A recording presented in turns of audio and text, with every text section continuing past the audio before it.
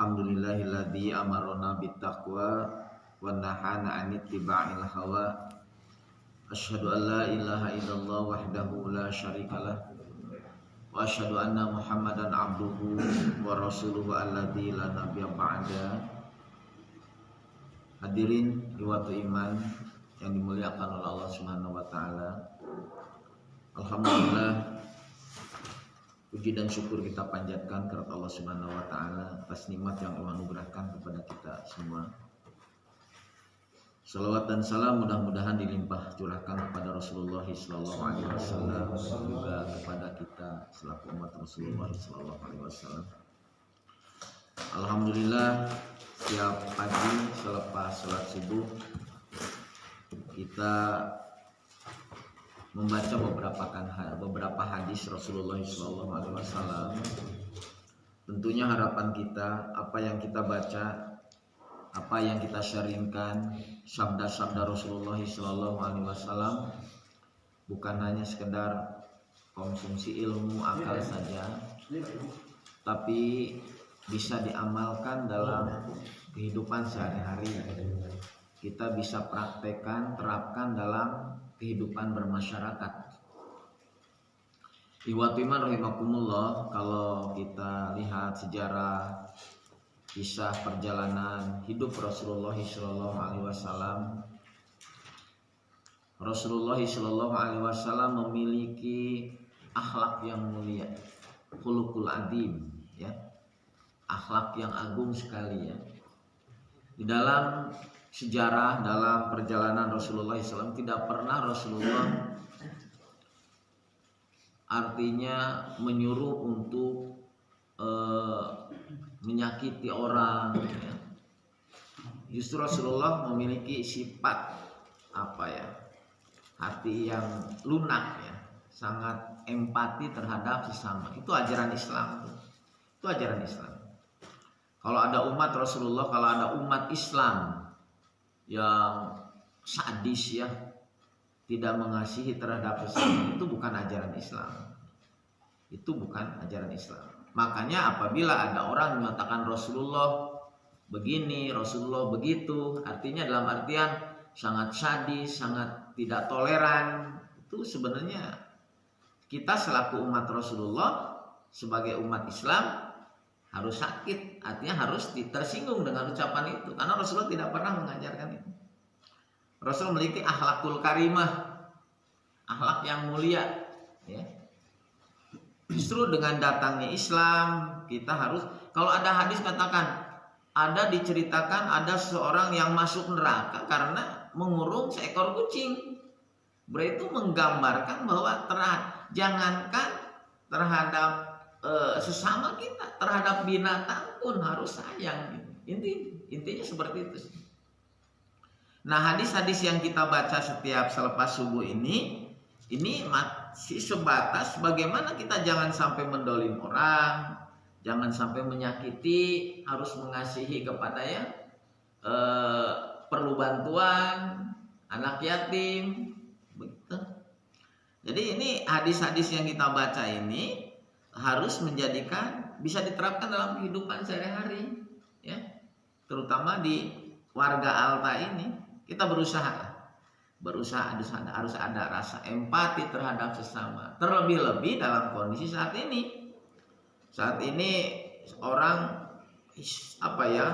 sifat egoisnya sangat tinggi sekali. Kembali batu ripuh asal orang senang, gitu kan, ya. Ini udah mulai dalam kondisi seperti ini. Ini masuk tahun baru 2022, ya.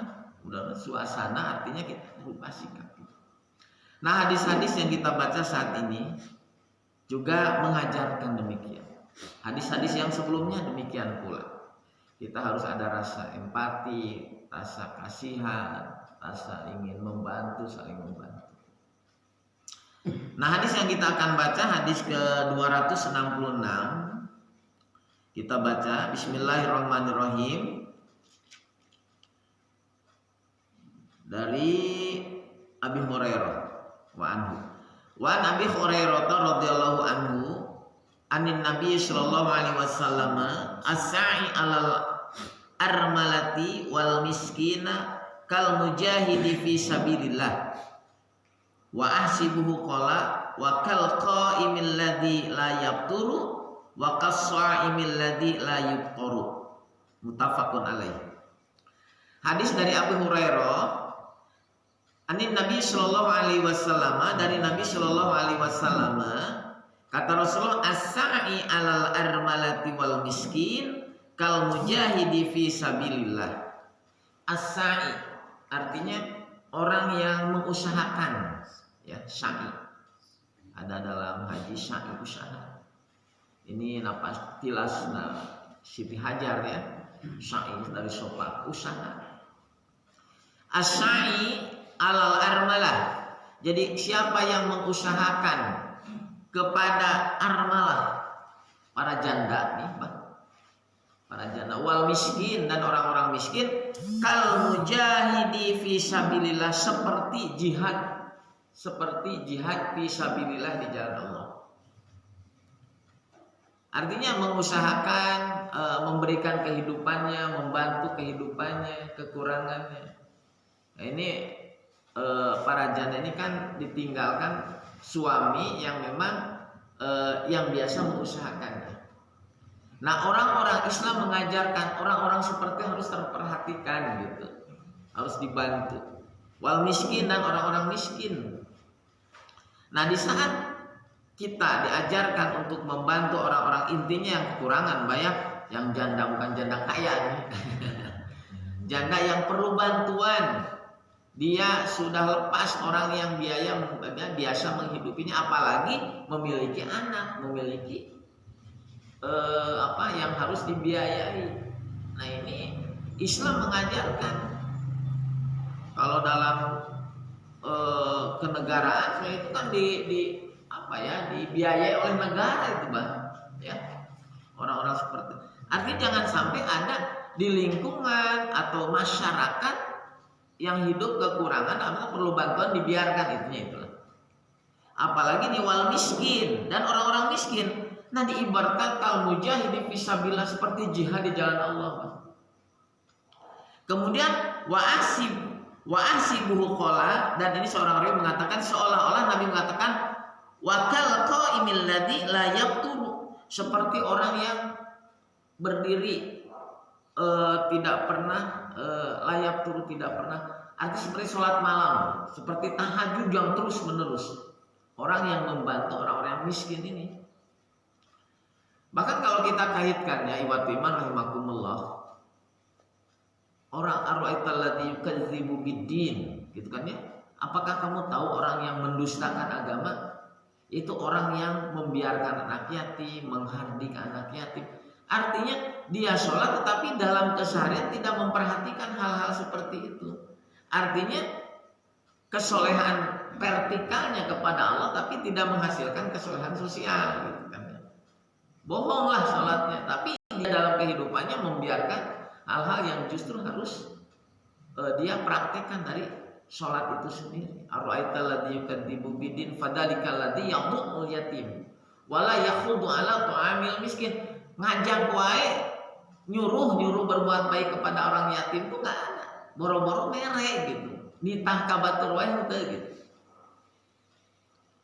Nah, sekarang seperti itu. Jadi dalam kondisi saat ini justru harus dimunculkan rasa empati, ya.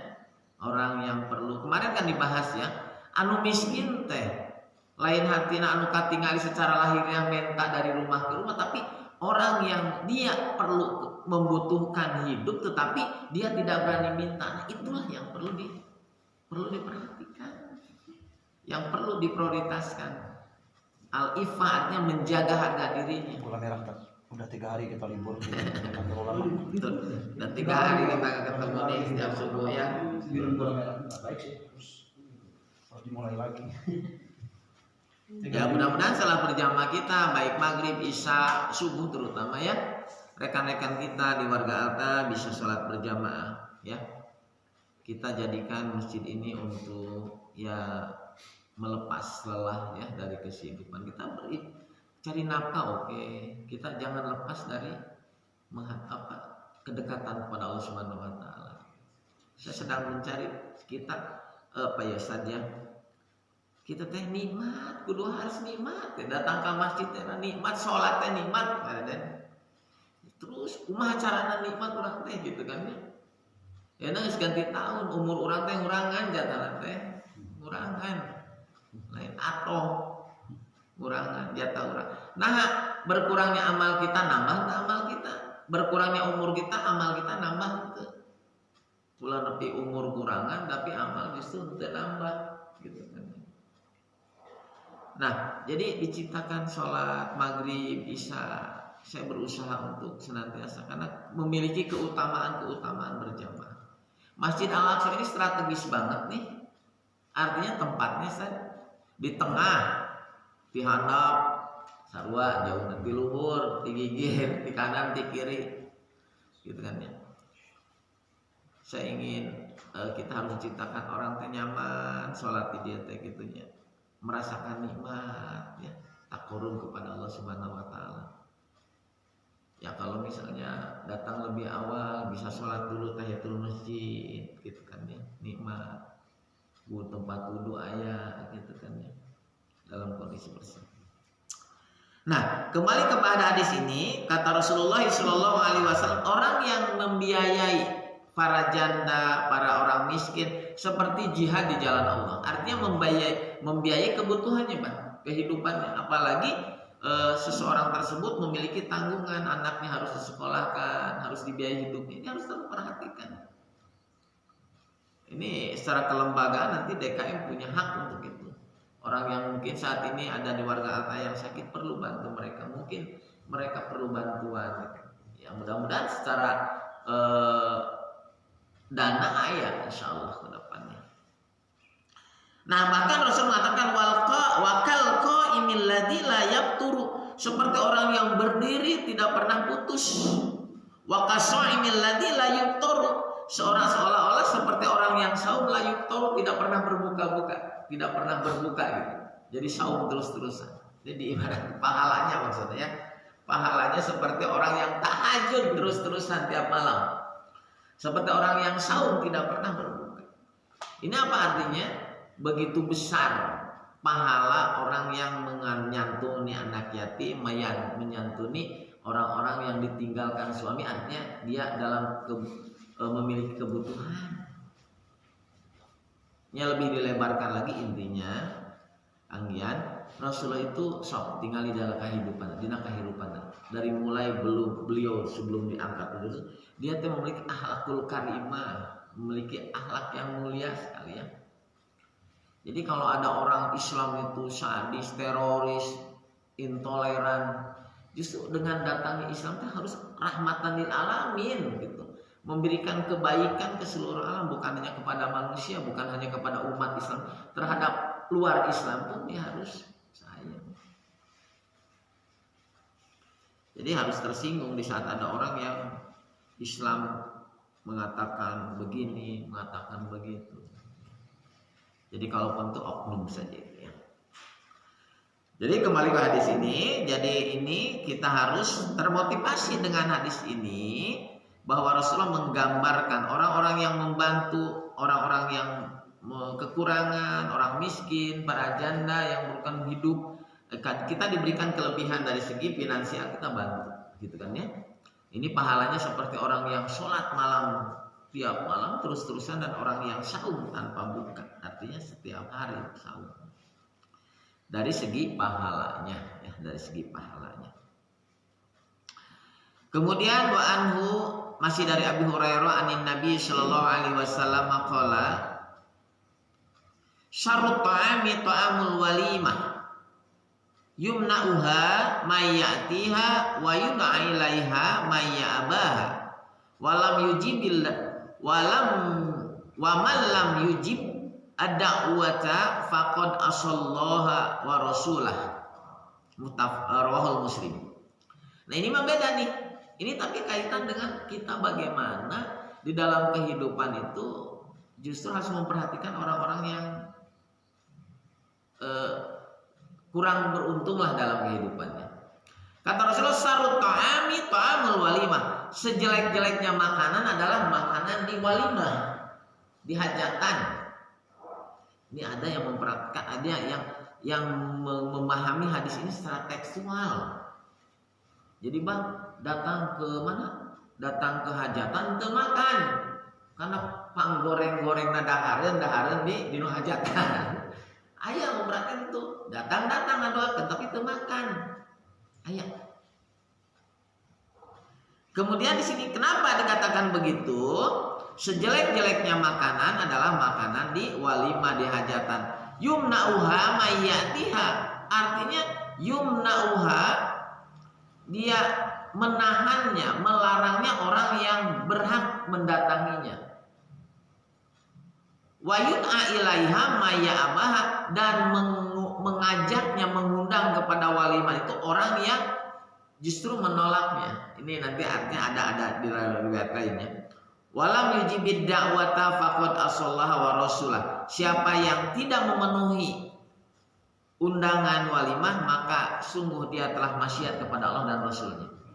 Nah, kembali lagi kepada hak seorang muslim. Apabila diundang, artinya apa? Wajib dalam walimah.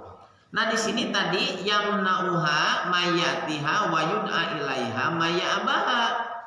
Artinya orang yang ditolaknya, tidak diundangnya orang yang justru orang yang berhak ya'tiha untuk datang.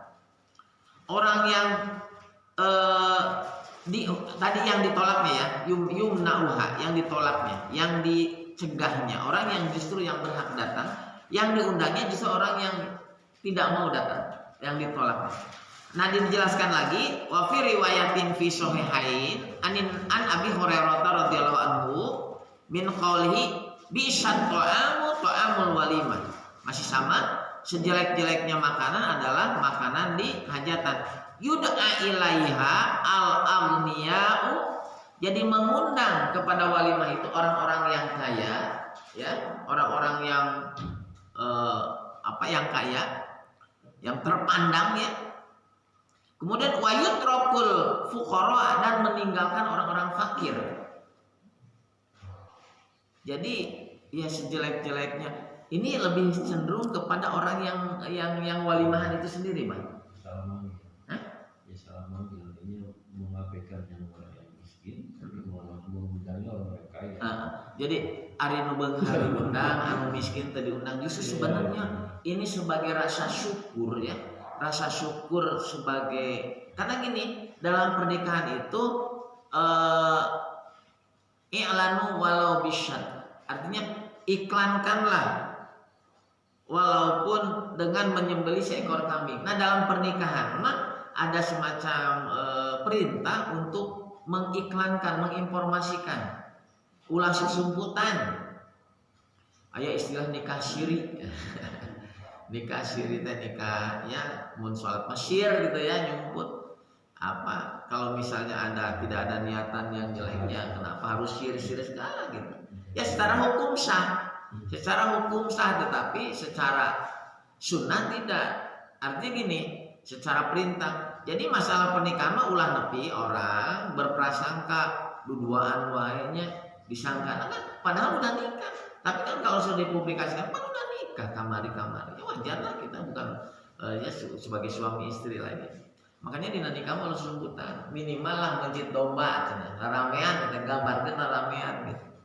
Nah, masalah undangan tadi jangan sampai ada kesan begini, anu pantas diundang sebagai rasa syukur orang-orang fakir, orang-orang yang miskin diundang dalam hajatan itu.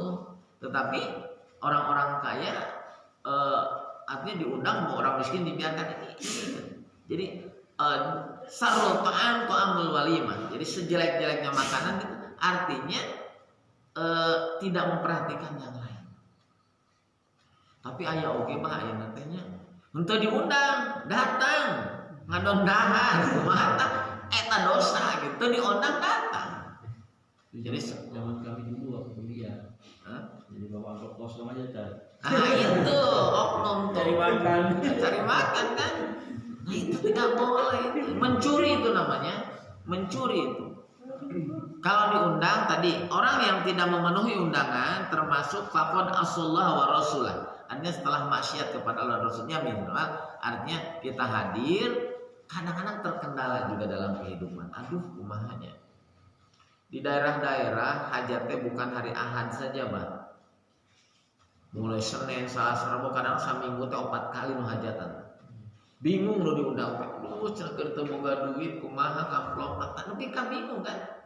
Nah, dalam hal ini Islam tuh harus ada solusi. Ayeuna teh jadi ngangutang ngundang teh. Baheula diondang.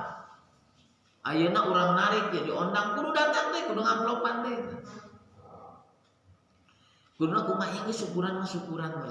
Syukuran sebagai rasa syukur atas menikah putranya, ya udah.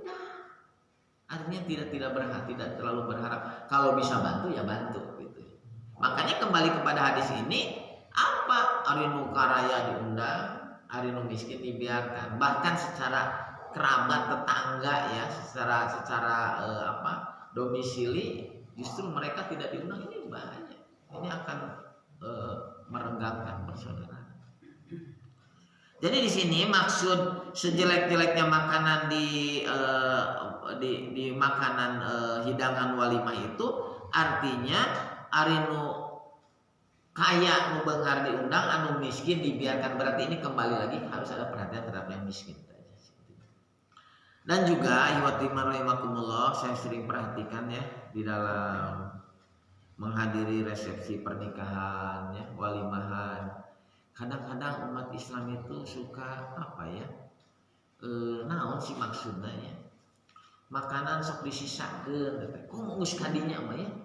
Kudu mikir batu mah, aduh gitunya. Hayang dahar teh nepi ka koreh-koreh cok gitu kan ya. Ari urang dahar di hajatan disesakeun nepi ka numpuk-numpuk. Dikumpulkan teh satolombong buat tolombong gitu. Kopi belum? Hah? Ntar itu ada gula aren lagi di depan saya. Kalau perhatikan di gedung-gedung walimah itu mah hajatan anu nyicipir itu kadang-kadang tolombong apa tolombong? Sisanya itu waduh sampai numpuk begitu. Akhirnya untuk binatang juga sih. Ayam naon gitu kan. Nah, maksudnya di dalam hal ini Islam mengajarkan tidak boleh memubadirkan suatu makanan. Bahkan Rasul mengajarkan ida akal ahadukum ta'aman fala yamsah yadahu hatta yaliqaha aw yuliqaha. Apabila kalian makan suatu makanan fala yamsah yadah, jangan dibereskan, jangan dibersihkan tanganmu hatta yaliqaha, sehingga sebelum dijilati aw yaliqaha ataupun dijilatkan. Jadi lamun orang makan pakai tangan, nepi ka ieu teh kudu bersih gitu. Dijilati atau dijilatkan? Diletakkan. Artinya apa? Saya memaknai hadis ini, artinya jangankan nasi yang ada di piring begitu banyak, nempel di tangan pun harus habis, itulah intinya. Jadi jangankan nasi yang nyisa ya. Jangankan nasi yang nyisa banyak itu hasil makanan tidak habis, yang ada di tangan pun Rasulullah mengajarkan ulah lebih ke kabuang, kudu dimakan, kudu habis. Itu intinya masih. Nah, ayeuna pelajaran naon sih banyak disesakan, bisa disangkana gembul cenah. Bisa disangkana gembul cenah korondangan dihabiskan nepi ka piring teh nepi ka teu nyisa saremeh-remeh acan. Ya kalau misalnya gembul, ya maka ngambilnya kebanyakan. Kita berpikirnya begitu, harus berpikir batur mah makan teh boro-boro. Ya hayang makan kaos gitu teh, mungkin ya setahun sekali gitu kan. Ayeuna bari dibuang. Maka saya kadang-kadang geus jadi budaya itu teh kumaha gaya atau pola hidup tuh kumaha katanya. Ya kalau misalnya sampai tidak habis ya ngambilnya sedikit lah. Misalnya ada beberapa sepan, ngambil sedikit terus dipapai sampai dipapai supaya nggak rasa. Nah ini mengajarkan di waktu rahimakumullah, sekali lagi ya, hadis ini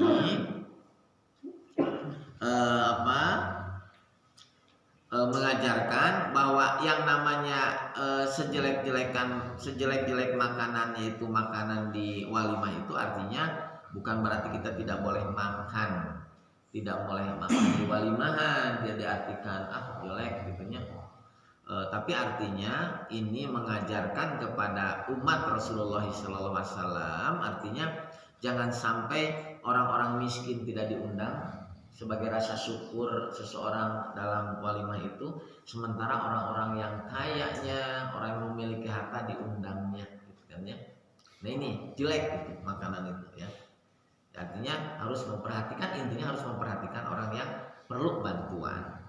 Yang keduanya ini budaya, jadi sudah menjadikan tradisi di kampung-kampung, di daerah-daerah, undangan teh narik teh kan ya.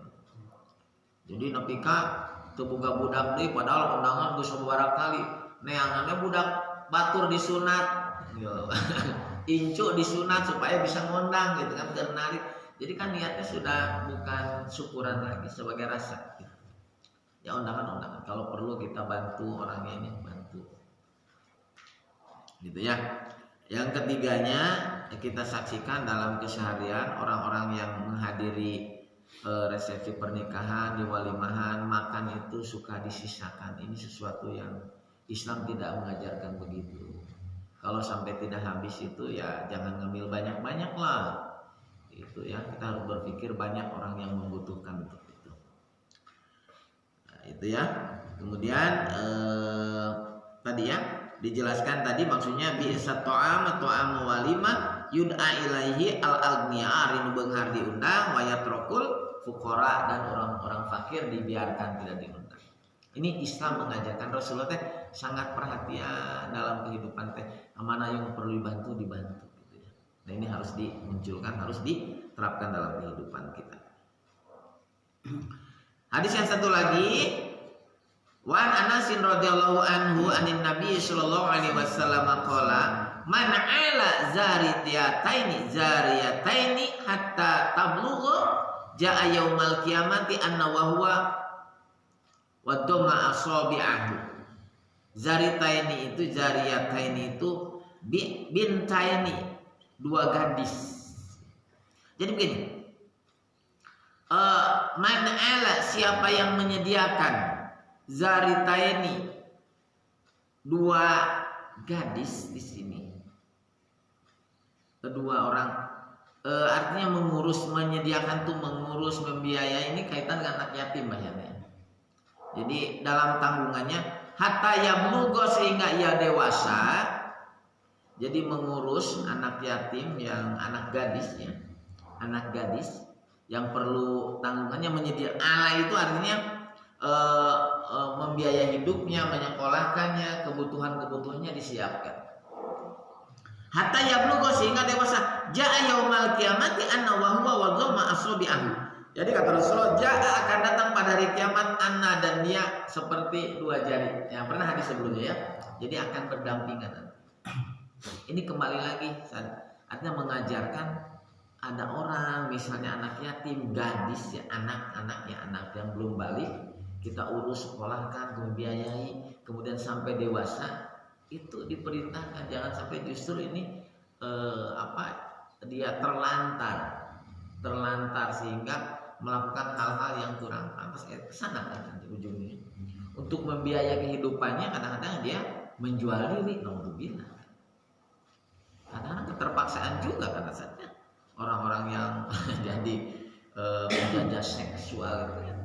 Itu kadang-kadang keterdorongan ekonomi gitu kan ya, karena kebutuhan ekonomi ya, walaupun kembali kepada anak ya. Islam ini kembali bagaimana harus menangani hal itu gitu kan ya, seperti itu.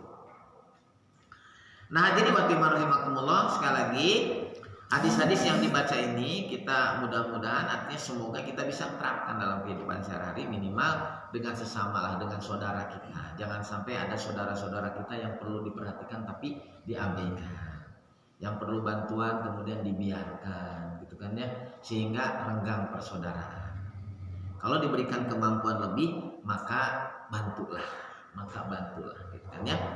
Hadis yang tadi sekali lagi, orang yang mengusahakan para janda dan orang-orang miskin seperti jihad di jalan Allah, bahkan digambarkan seperti orang yang sholat malam terus-terusan dan saum juga tidak pernah berbuka setiap harinya gitu kan ya. Kemudian hadis yang kedua, Atau artinya makanan yang jelek itu makanan di walimah, artinya menggambarkan bagi yang punya kepentingannya, artinya dia mengundang orang-orang yang kaya dan membiarkan orang-orang yang fakir tidak diundangnya. Itu gambarannya, artinya itu sejelek-jeleknya makanan di walimah gitu kan ya.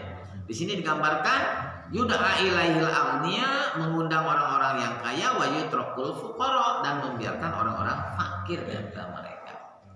Dalam pernikahan ini artinya tetaplah i'lanu walau bisyat. Artinya iklankan, publikasikan di saat ada orang yang menikah walaupun hanya memotong seekor domba, artinya ulah rencepan ya, ulah sir nikah maku dibejakan supaya tidak muncul fitnah di masyarakat.